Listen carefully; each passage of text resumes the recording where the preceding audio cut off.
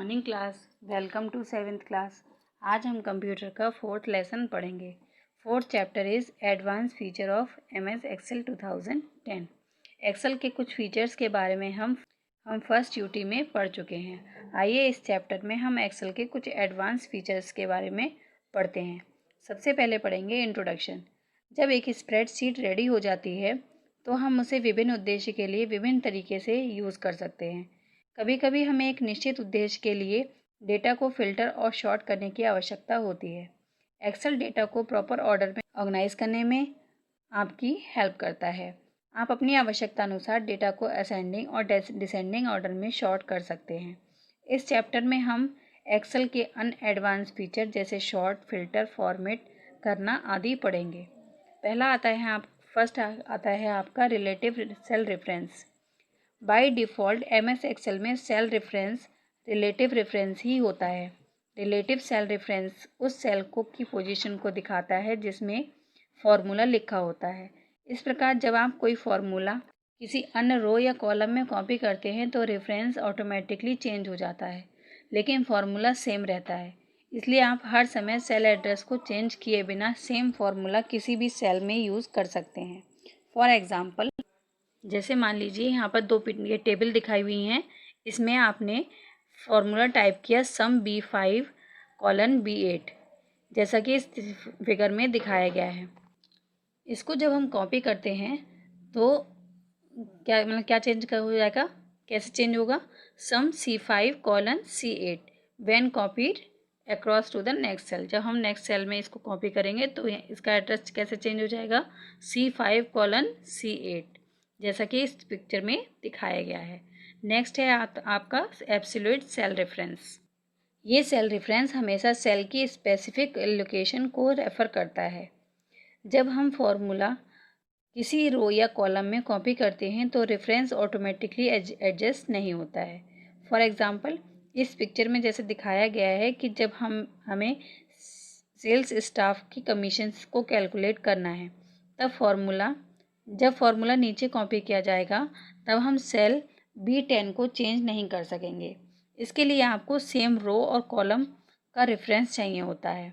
Formula में $B $10 का use करके हम कॉपी किए हुए फॉर्मूला को कभी भी चेंज नहीं कर सकते। ऐसा इसलिए होता है क्योंकि रिलेटिव रेफरेंस के बिना यहाँ सेल एड्रेस चेंज नहीं होता है। जब हम सेल की पोजीशन चेंज करते हैं इसमें सेल एड्रेस जिसमें सेल एड्रेस होता है। नेक्स्ट है शॉर्टिंग डेटा। शॉर्टिंग का अर्थ है पर्टिकुलर कॉलम में स्टोर वैल्यू के आधार पर वर्कशीट में डेटा को रीअरेंज करना। ये वैल्यूज़ नंबर में हो सकती है, टेक्स्ट में हो सकती है और डेट्स में हो सकती है। शॉर्टिंग असेंडिंग और डिसेंडिंग ऑर्डर में की जा सकती है। एक्सेल में डेटा को शॉर्ट करने के लिए निम्न ऑप्शन होते हैं। फर्स्ट है short in ascending order. Ascending order में A to Z अल्फ़ाबेटिकली होते हैं या फिर स्मॉलेस्ट टू लार्जेस्ट नंबर होते हैं, यानी छोटे से बड़े की ओर। नेक्स्ट आता है short in descending order.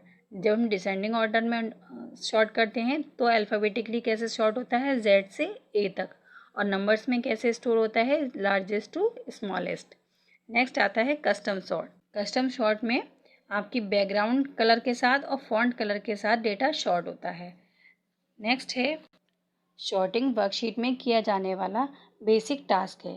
Excel में डेटा को शॉर्ट करने के लिए निम्न स्टेप्स हैं। पहले फर्स्ट स्टेप है select the data you want to sort, यानी जिस डेटा को आप शॉर्ट करना चाहते हैं उस डेटा को सिलेक्ट कीजिए। नेक्स्ट है go to home tab. Home tab पर जाइए, शॉर्ट और फिल्टर ऑप्शन पर क्लिक कीजिए। इन एडिटिंग ग्रुप, जो एडिटिंग ग्रुप में शॉर्ट और फिल्टर ऑप्शन होता है उस पर क्लिक कीजिए। इस तरह से शॉर्ट विंडो ओपन होगी। यहाँ से आप अपने डेटा को जैसे चाहें वैसे शॉर्ट कर सकते हैं और ओके पर क्लिक करेंगे, डेटा शॉर्ट हो जाएगा जिस तरीके से आपका इस टेबल में दिखाया गया है। नेक्स्ट है filtering data. Data filter MS Excel का एक महत्वपूर्ण फीचर है। फिल्टर को अप्लाई करके आप अपनी वर्कशीट में केवल उन रिकॉर्ड्स को देख सकते हैं जिनको आप देखना चाहते हैं। आप डेटा टैब से फिल्टर ऑप्शन को यूज़ कर सकते हैं।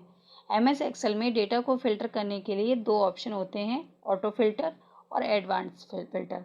ऑटो फ़िल्टर जो अलाउ करता है डेटा को सिंपल क्राइटेरिया में फ़िल्टर करना, और एडवांस फीचर ऑप्शन, ये ऑप्शन तब यूज़ किया जाता है जब हमें डेटा की फ़िल्टरिंग किसी कठिन स्थिति में करनी होती है। नेक्स्ट पढ़ते हैं ऑटो फिल फीचर। ये ऑप्शन एक्सेल वर्कशीट पर डेटा के स्पेसिफिक टाइप को सिलेक्ट या देखने के लिए यूज़ किया होता है। नेक्स्ट है ऑटो फिल्टर को यूज़ करने के लिए ये स्टेप्स फॉलो करते हैं। एक्सेल टेबल को क्रिएट करेंगे, डेटाबेस में सेल को सिलेक्ट करेंगे, एक्सेल रिबन पर डेटा टैब पर क्लिक करके उसके बाद एंटर की को प्रेस करेंगे। ऐसा करने के लिए हमें फ़िल्टर अप्लाई करने के लिए दो ऑप्शन मिलते हैं, फ़िल्टर 1 कॉलम और फ़िल्टर 2 कॉलम। एक कॉलम को फ़िल्टर करने के लिए जैसे मान लीजिए हमें एक स्पेसिफिक कस्टम को फ़िल्टर करना है तो ये स्टेप्स फॉलो करते हैं। जैसे मान लीजिए हमें एक स्पेसिफिक कस्टमर को फ़िल्टर करना है तो ये जैसे मान लीजिए हमें एक स्पेसिफिक कस्टमर को फ़िल्टर करना है तो ये स्टेप्स फॉलो करेंगे। कस्टमर हेडिंग के राइट साइड में जो एरो बना होता है उस पर क्लिक करेंगे, सिलेक्ट ऑल पर क्लिक करके और सभी चेक मार्क्स को रिमूव कर देंगे। कस्टमर चेक बॉक्स पर क्लिक करने के बाद जिसे आप फ़िल्टर करना चाहते हैं उसे, जैसे mega store, click okay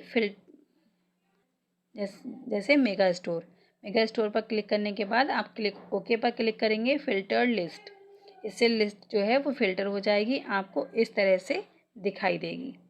filter worksheet में आपको कुछ चेंजेस दिखाई देंगे। आपको केवल सिलेक्टेड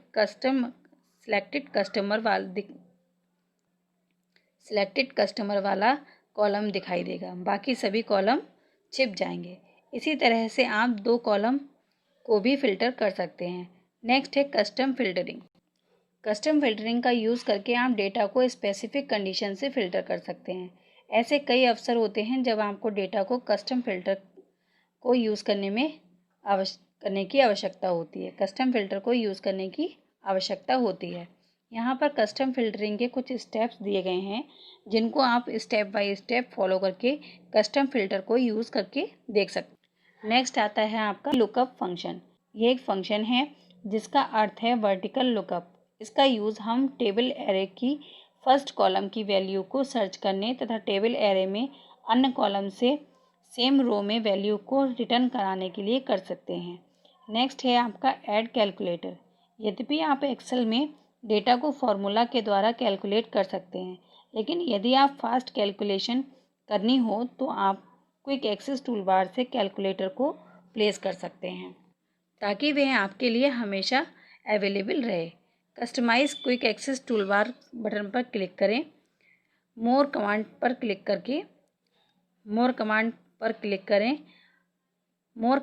क्लिक करने के बाद एक्सेल ऑप्शन नाम से एक डायलॉग बॉक्स अपीयर होता है। ड्रॉप डाउन एरो पर क्लिक करें और कमांड को सिलेक्ट करें। स्क्रॉल बार को यूज़ करके और कैलकुलेटर पर क्लिक करें। ऐड बटन पर क्लिक करके आप एक्सेल में जो कैलकुलेटर है उसको यूज़ कर सकते हैं। नेक्स्ट है आपका नेमिंग अ रेंज। नेमिंग अ रेंज में क्या होता है, सेल के कंटेंट्स को आइडेंटिफाई करने के लिए आप उन सेल और सेल की रेंज को कोई भी नाम दे सकते हैं। नेमिंग रेंज आपको फॉर्मूले को इंटरप्रेट करने में मदद करती है। इसके लिए आपको निम्न स्टेप्स फॉलो करनी होती हैं। क्लिक ऑन फॉर्मूला टैब, जैसा कि इस पिक्चर में दिखाया गया है। Select the range you want to name, जिसको आप चेंज करना चाहते हैं। यहाँ पर click on the define name, यहाँ पे आप नेम को डिफाइन कर सकते हैं। नेक्स्ट है आप new name dialog box appear होता है, यहाँ पर आप न्यू नेम रेंज टाइप कर दीजिए और ओके पर क्लिक कर दीजिए। तो इस तरीके से एक्सेल में एडवांस फीचर्स को पढ़ने के बाद हम इसकी एक्सरसाइज बुक और कॉपी पर करेंगे। फर्स्ट एक्सरसाइज है आपकी टिक द राइट चॉइस। तो टिक द राइट चॉइस में मैंने इस बुक में निशान लगाए हुए हैं। टिक द जो सही ऑप्शन है इसमें आपको अपनी बुक में भी एक निशान लगाने हैं और अपनी कॉपी पर भी यह एक्सरसाइज कंप्लीट करनी है। नेक्स्ट एक्सरसाइज है fill in the blanks. Fill in the blanks में भी आपको ये जिस तरीके से मैंने फिल किए हैं इसी तरीके से आपको फिल इन द ब्लैंक्स और ट्रू फॉल्स वाली एक्सरसाइज अपनी बुक में और कॉपी में करनी है। Answer the following question in 1 और 2 वर्ड्स। आपको 1 और 2 वर्ड्स में इन क्वेश्चंस के आंसर देने हैं। जैसे मैंने ये कॉपी पे लिखे हैं वैसे ही आपको अपनी कॉपी पर लिखने हैं। नेक्स्ट है answer the following question in 1 sentence. आपको इन क्वेश्चंस के आंसर सिर्फ 1 सेंटेंस में देने हैं। तो इस तरीके से जैसे मैंने ये क्वेश्चन आंसर किए हैं वैसे ही आपको अपनी कॉपी पर एक्सरसाइज और क्वेश्चन आंसर बिल्कुल नीट एंड क्लीन करने हैं। इस तरीके से हमारा 4th चैप्टर कंप्लीट होता है।